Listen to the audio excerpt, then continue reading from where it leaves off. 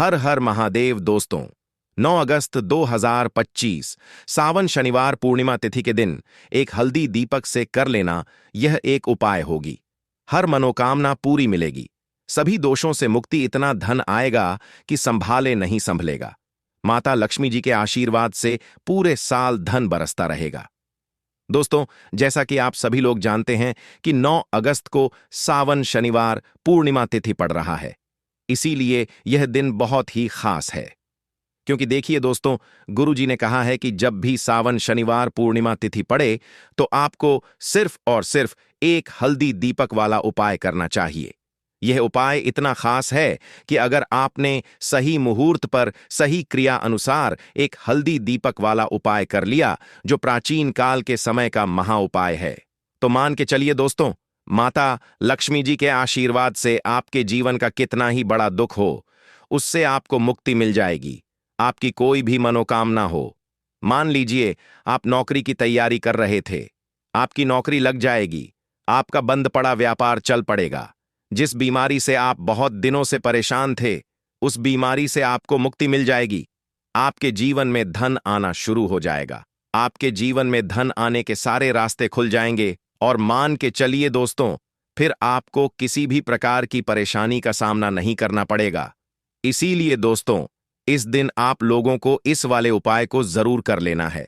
भले ही आपने पूरे साल भर इस उपाय को ना किया हो, पर अगर आपने इस सावन शनिवार पूर्णिमा तिथि के दिन अगर इस वाले उपाय को कर लिया, तो आपको इस उपाय को करने का वह फल मिलेगा जिसकी आपने कभी कल्पना भी नहीं करी होगी। इसीलिए आप लोग इस एक हल्दी दीपक वाले उपाय को एक बार जरूर कर लेना, ताकि आप लोगों के हाथ से यह मौका ना जा सके और आपको इस उपाय को करने का फल मिल सके। दोस्तों, यह उपाय पंडित जी ने अपनी अभी की ही शिव महापुराण की कथा में बताया है, जो इस उपाय को आज हम आपको बहुत अच्छे से समझाने वाले हैं। इस वीडियो को देखने के बाद इस उपाय को समझने के लिए आपको कोई और वीडियो को देखने की जरूरत नहीं पड़ेगी। तो चलिए दोस्तों, उपाय को शुरू करते हैं। उससे पहले है माता लक्ष्मी आपके इस वीडियो को जो भी लाइक और चैनल को सब्सक्राइब करें, उसके जीवन में कभी दुख दर्द मत आने देना। साथ ही साथ कमेंट बॉक्स में 5 ओम नमः शिवाय जरूर लिखें, ताकि माता लक्ष्मी जी की कृपा आप सभी को प्राप्त हो सके। इसी के साथ मैं आप सभी को बता दूं कि आप लोग वीडियो को पूरा नहीं देखते हो, को काट काट कर देखते हो और गलत गलत उपाय को कर लेते हो, तो आपसे निवेदन है कि वीडियो को पूरा जरूर देखें। देखिए दोस्तों, यह सावन शनिवार पूर्णिमा तिथि का दिन यह इतना खास होता है, इतना महत्वपूर्ण होता है। देखा गया है कभी कभी बड़े बड़े पूजा पाठ अनुष्ठान से जो मनोकामना पूर्ण नहीं होते, वह सावन शनिवार पूर्णिमा तिथि के दिन एक छोटे से उपाय करने से ही आपकी मनोकामना पूर्ण हो जाती है। और बहुत सारे लोगों ने इस उपाय को किया भी है और उनको इस उपाय को करने का फल भी जरूर मिला है। अगर आप लोग भी इस उपाय को करना चाहते हैं, तो आप इस उपाय को पहले अच्छे से समझ लेना, सुन लेना, उसके बाद करना। आपको इस उपाय का फल जरूर मिलेगा और इस उपाय को कर लेने से आपके घर में चाहे किसी भी प्रकार की दुख और समस्या क्यों ना चल रही हो, आपको उसका कारण भी नहीं पता है कि भाई यह समस्या किस कारण से चल रही है, उसका कुछ भी कारण हो सकता है, जैसे पितृदोष हो सकता है या किसी भी तरह का मंगल दोष भी हो सकता है। तो इस दिन आप लोगों को यह वाला उपाय कर लेना है। यह एक ऐसा उपाय है जिस उपाय को अगर किसी विशेष दिन पर किया जाए, तो भाई उस विशेष दिन का जो है वह तो हमें मिलता ही मिलता है। पर हमने उस दिन पर इस एक हल्दी दीपक वाले उपाय को किया है, तो हमें उससे भी बड़ा फल मिलता है, और फल बहुत जल्दी मिलता है, क्योंकि आप इस उपाय को बहुत ही बड़े और विशेष दिन पर कर रहे हो। तो चलिए अब उपाय के बारे में बात करते हैं। लेकिन उससे पहले आप लोगों को यह जानना आवश्यक है कि आखिर यह उपाय किस समय करना है, किसको करना है और कैसे करना है। तो चलिए हम आगे आपको वीडियो में एक एक करके बता देते हैं। तो दोस्तों, इस एक हल्दी दीपक वाले उपाय को हमें इस सावन शनिवार पूर्णिमा तिथि के दिन कैसे करना है, किसको करना है, किस समय करना है और कहां पर करना है, ये सारे सवालों के जवाब आपको इस वीडियो में मिल जाएंगे।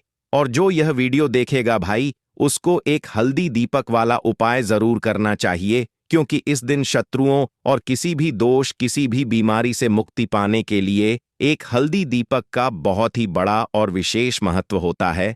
और जब बात आ जाए एक हल्दी दीपक की, तो यह सोने पर सुहागा वाली बात हो जाती है और यह एक बहुत ही बड़ा उपाय हो जाता है। अब दोस्तों, इस एक हल्दी दीपक वाले उपाय को आखिर करना किसको है?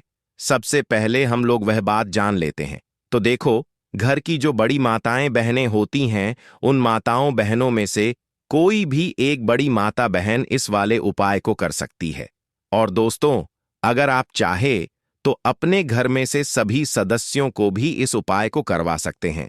अगर किसी व्यक्ति की खुद की कोई मनोकामना है, खुद की कोई दुख और परेशानी है जो कि वह अपने लिए ही करना चाहता है, इस वाले उपाय को तो वह खुद अपने लिए भी कर सकता है। बाकी अगर कोई घर में से ऐसा है जो कि अपने पूरे घर परिवार की सुख और शांति के लिए यह वाला उपाय करना चाहता है, तो भाई वह भी कर सकता है। उसमें भी कोई दिक्कत वाली बात नहीं है। कहने का मतलब यह है कि इस उपाय को हर एक सदस्य भी कर सकता है और पूरे घर परिवार के सदस्य के लिए घर की बड़ी माताओं बहनों में से कोई एक माता बहन भी कर सकती है। माताएं बहनें अगर घर में उपस्थित ना हो या वह यह वाला उपाय ना कर पा रही हो, तो फिर घर का कोई बड़ा सदस्य भी इस एक हल्दी दीपक वाले उपाय को कर सकता है, चाहे फिर वह पुरुष ही क्यों ना हो। उसमें कोई भी दिक्कत वाली बात नहीं है। अब दोस्तों, एक हल्दी दीपक वाले उपाय को हमें करना कहां पर है? देखो, इस उपाय को हमें मंदिर में ही करना है। बहुत सारे लोग प्रश्न करते हैं, हर एक उपाय को करते समय क्या हम इस उपाय को घर पर या मंदिर में कर सकते हैं? देखो तो, इस वाले उपाय को आप मंदिर पर करोगे तो अच्छा रहेगा। घर में नहीं करना है इस वाले उपाय को। उसके बाद में दोस्तों, जो अगला प्रश्न निकल कर आता है, वह यह आता है इस उपाय को लेकर कि आखिर इस उपाय को हमें किस समय करना है? सुबह के समय करना है कि शाम के समय करना है? तो देखो, इस वाले उपाय को आप लोग सुबह के समय भी कर सकते हो और शाम के समय प्रदोष काल में भी कर सकते हो। अब अगर आप पूछो कि भाई साहब सबसे उत्तम समय कौन सा रहेगा इस एक हल्दी दीपक वाले उपाय को करने का, तो हम आपसे बस यही कहेंगे कि इस उपाय को आप शाम के समय करेंगे तो ज्यादा बेहतर होगा, क्योंकि सावन शनिवार पूर्णिमा तिथि का दिन है और इस दिन प्रदोष काल के बहुत महत्व होता है। बाकी अगर सुबह के समय भी करेंगे तो भी अच्छा होगा, उसमें कोई भी दिक्कत वाली बात नहीं है।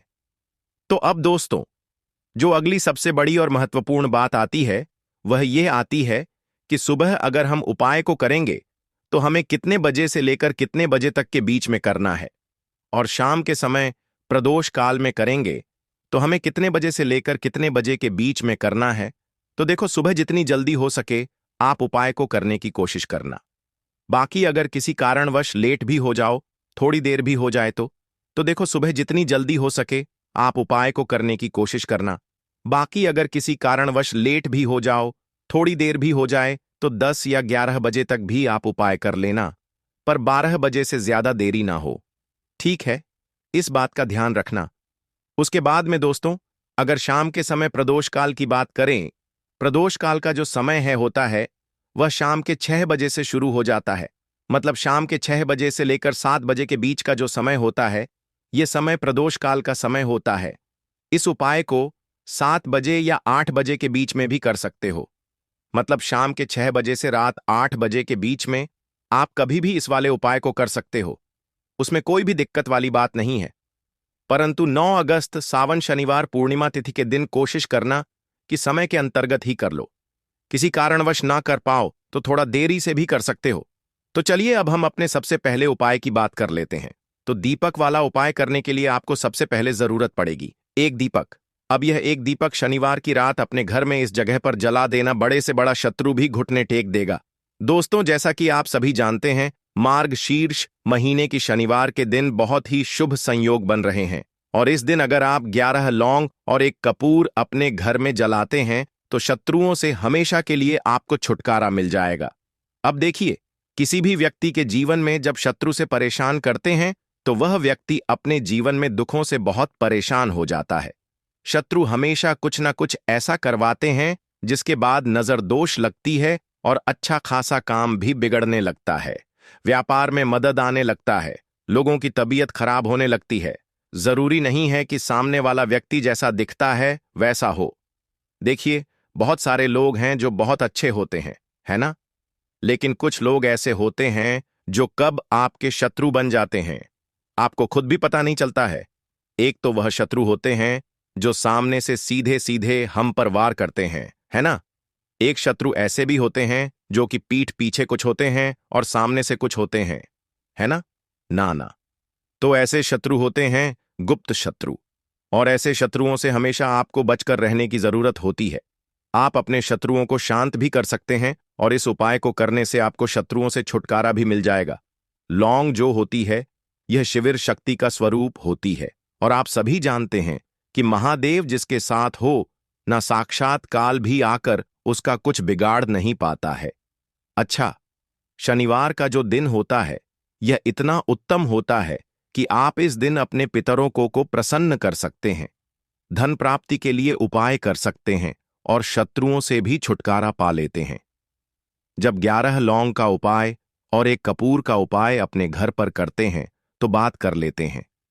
सबसे पहले उपाय की, जो कि पितरों को प्रसन्न करने के लिए है।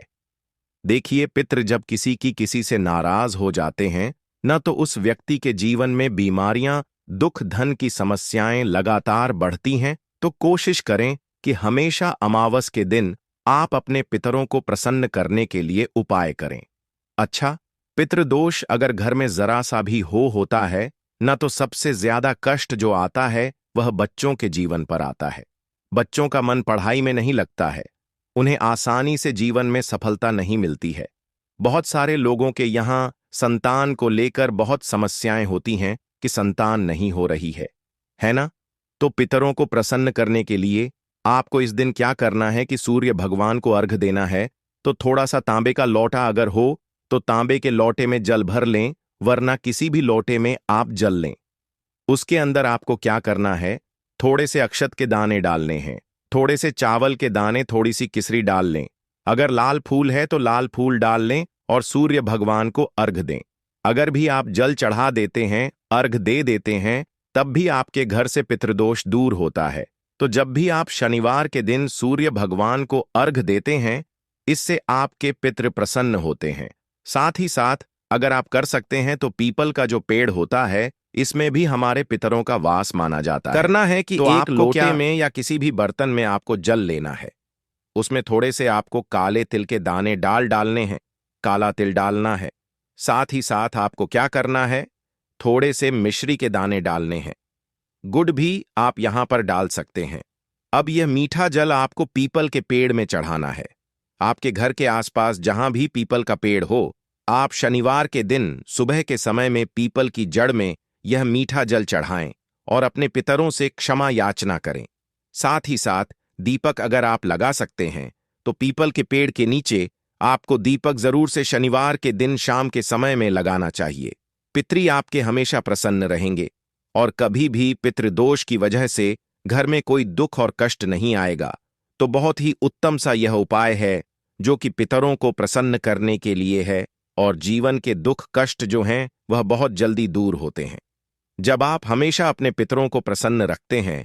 तो चलिए अब बात कर लेते हैं 11 लौंग और 1 कपूर घर में किस जगह पर जलाना है और इस उपाय को करने से कैसे आप अपने शत्रुओं से छुटकारा पा सकते हैं। शत्रु कभी आपको परेशान नहीं करेंगे।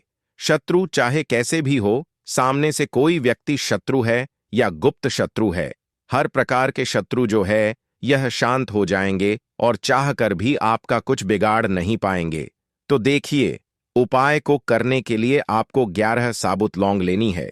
एक भी लौंग खंडित ना हो, टूटी हुई ना हो। एक छोटा सा कपूर का टुकड़ा लेना है, जिसे कि कपूर की टिकिया भी बोलते हैं।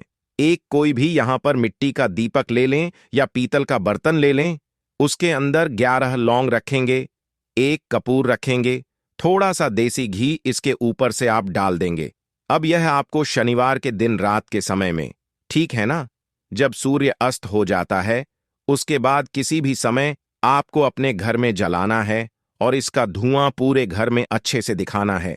जितने भी कमरे हैं, जितने भी रूमर्स हैं, बरामदा, आंगन, ठीक है ना, बालकनी जो भी आपके घर में है, सभी जगह पर आपको इसका धुआं अच्छे से दिखाना है और साथ ही साथ आपको महादेव का ध्यान जरूर करना है। देखिए, जब भी आप अपने घर में यह लौंग और कपूर शनिवार के दिन जलाते हैं, सबसे पहले तो शत्रुओं से छुटकारा मिल जाता है। कोई भी शत्रु कुछ भी करता है, वह आपके घर तक चीज नहीं पहुंचती है, आपका कुछ नहीं बिगड़ता है। दूसरी चीज कि जब भी लौंग और कपूर आप जलाएंगे, आपके घर पर कोई संकट नहीं आता है, आपके धन पर कोई संकट नहीं आता है, घर में कोई परेशानियां नहीं आती हैं और हमेशा आपके घर में सकारात्मक ऊर्जा बढ़ती है, पॉजिटिव एनर्जी बढ़ती है, जिसके बाद आपके घर में धन की देवी माता लक्ष्मी वास करती है। लौंग और कपूर जिस घर में कोई भी व्यक्ति जलाता है, विशेषकर शनिवार के दिन, तो ऐसा समझ लीजिए इसके बहुत चमत्कार हैं, बहुत ज्यादा लाभ है। तो कोशिश कर कि शनिवार के दिन रात के समय में किसी भी समय आप अपने घर में 11 लौंग और 1 कपूर जरूर जलाएं। शत्रु जो हैं वह घुटने टेक देंगे और आपका कुछ नहीं बिगाड़ पाएंगे। साथ ही साथ धन की वर्षा भी घर में होगी और धन से जुड़ी जितनी भी समस्याएं आपके जीवन में आ रही हैं, बहुत तेजी के साथ आपके जीवन से दूर होती चली जाएंगी। तो चलिए अब बात कर लेते हैं अपने तीसरे उपाय की। और तीसरा उपाय है धन वर्षा के लिए और धन को बढ़ाने के लिए। बहुत सारे लोगों की यह समस्या होती है कि पैसा बढ़ता नहीं है। पैसा तो आता है घर में, लेकिन पैसा बढ़ता नहीं है। या कुछ लोग ऐसे भी हैं जो कहते हैं कि पैसा बढ़ेगा तो तब जब घर में पैसा आएगा, बिल्कुल से पैसा आना बंद हो रहा है। व्यापार दिन पर दिन खराब होता जा रहा है।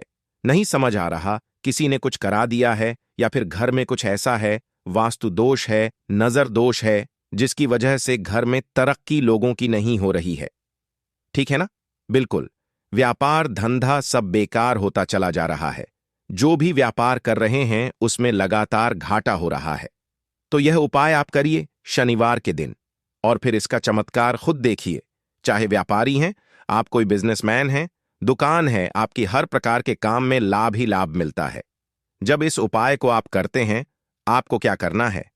2 फूल वाली लौंग लेनी है, 1 लाल फूल लेना है, गुलाब का फूल भी आप यहां पर ले सकते हैं। उसी गुलाब के फूल में ये 2 फूल वाली लौंग रख देनी है।